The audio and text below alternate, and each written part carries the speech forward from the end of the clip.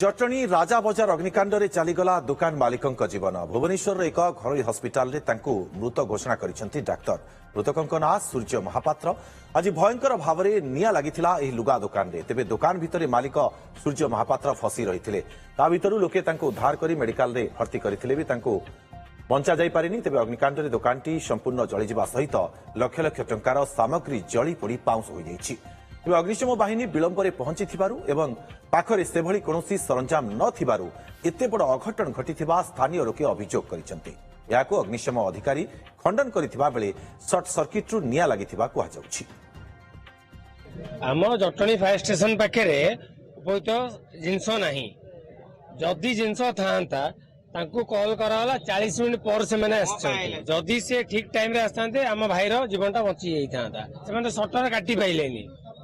सटरटा काटी देइथिले से पिला हमर जो आम भाई से बची जाता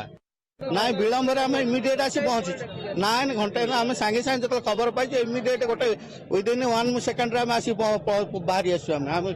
आमर शीघ्र आसी पहुंचीचु और निया लिभे ये आम अनुमान शॉर्ट सर्किट जो लगी थाई पारे अन्य किसी कारण आम सब जिन बाहर देखिए तदन पर जना पड़ो कौन है।